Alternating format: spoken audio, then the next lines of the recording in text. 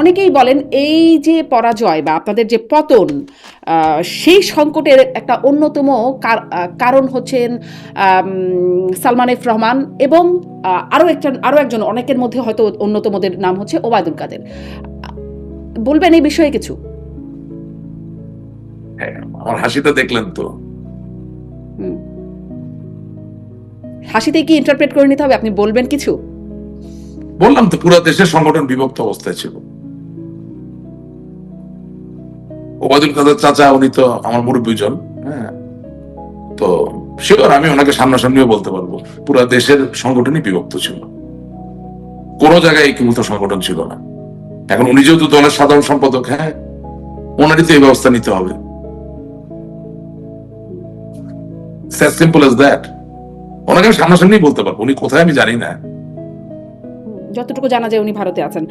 আর একজন যিনি কারাগারে আছেন সালমান এফ রহমান, তার ভূমিকা নিয়ে অনেক বিতর্ক এই সময়ে আমি আপনাদের অনানুষ্ঠানিক ফোরাম থেকে জানতে পারছি। এখন আমাকে তো আমার দলের নেতা কর্মীরা, আমি যা দেখি ফোরামে আলাপ হয় যে উনি রাজনৈতিক নেতা হয়ে গেছেন। উনি তো ব্যবসায়ী নেতা ছিলেন। আমি ছোটবেলা থেকে দেখেছি এপিসের সভাপতি ছিলেন, ব্যবসা বাণিজ্য নিয়েছিলেন।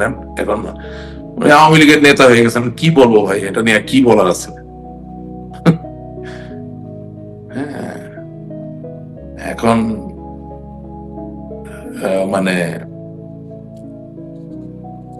একেবারেই দলের যারা নির্বাহী পদধারী, তাদের দায়িত্বটা যদি তারা হয়তো পালন করতো, তাইলে তার এই প্রশ্ন আপনি আমার করতে পারতেন না।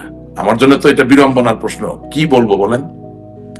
একদিকে তারা আমার পিতৃতুল্য বয়সের, আমাকে স্নেহ হয়তো বা করে, সবই ঠিক আছে, কিন্তু এখন ডাক্তার যদি হঠাৎ করে এসে বলে আমি স্টেজে দাঁড়ায় শাড়ি পরে নাচবো, আর আপনি তালি দিয়ে বলেন নাচেন না একটু, তো নাচ দেখতে